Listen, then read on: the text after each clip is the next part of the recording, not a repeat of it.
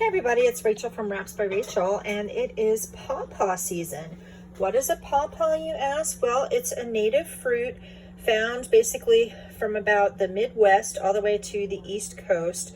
It's kind of either a kidney bean sort of shape or perhaps a little more oblong sort of shaped fruit.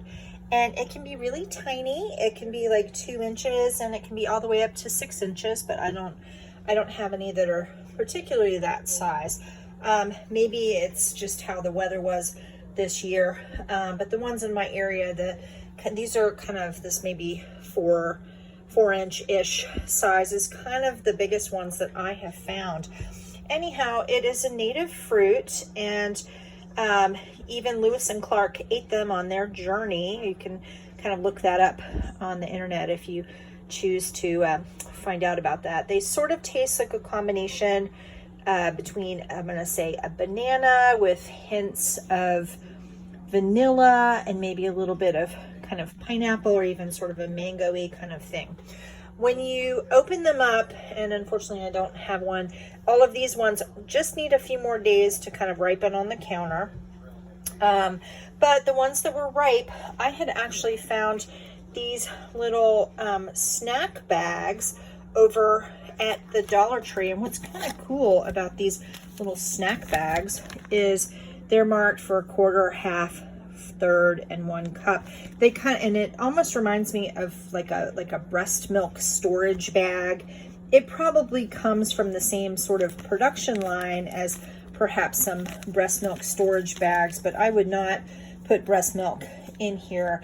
But that's kind of what that reminds me of. Anyhow, what I have done is I have made cute little packets, and I have a layer of 5 and then a little bit of some wax paper and then another layer of 5. So I have 10 little baggies, each with approximately a 1/2 cup each of the pulp with no skins, because you don't want to eat the skins, and no seeds for this fruit. And you can see it's just kind of this really kind of almost a yellow pineapple kind of color.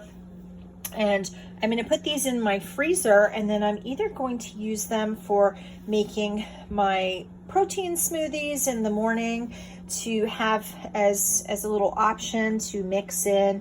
Perhaps I will use some of these, especially once I process all the rest of this. I'm going to have at least this volume, if not more, once I process this other fruit. And yeah, you can use it for making pawpaw ice cream. You can use it as a substitute for bananas and make pawpaw bread. You can use them for like making pawpaw pancakes, those sorts of things. And I am really excited. This was basically free food, and you know I'm all about foraging for free things. And if you want more information about pawpaws, then you can look that up do a little bit of research for yourself. Basically, it's on a tree that kind of looks almost like, I'm gonna go outside of my house. Now this, ignore all the mess. Okay, going outside.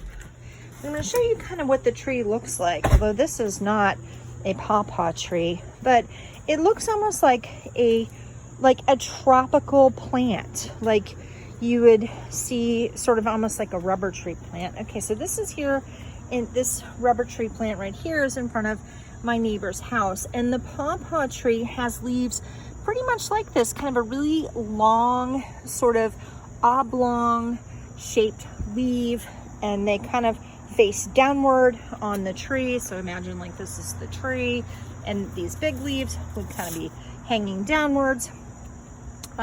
But that's kind of what it looks like. And then you'll see the fruit on the trees. I'm gonna just kind of flip this around. Hi, how are you? I'm a mess because I've been processing fruit and picking fruit out in the wild. But pawpaw trees like to grow near the water, so near creek beds, near rivers. They also like kind of being under a wooded canopy. So if it's, you know, a really shaded kind of area, that's what they like. And they're pretty delicious. So if you can find pawpaws in your area, I encourage you to do that.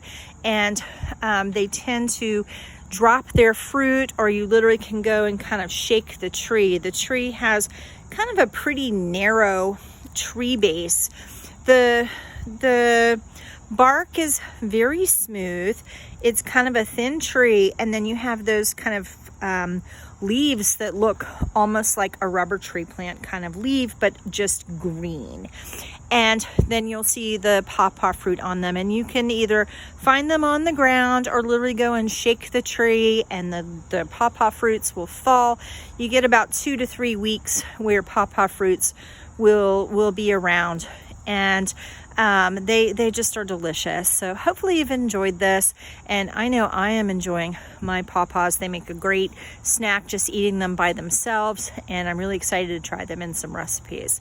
Have a great time with foraging, and thank you for watching my video. Hey, if you found some value here, hit the like button, hit the subscribe button, and leave me a comment. You know, I love interacting with people and answering questions, and have a great day. Thanks so much. Bye.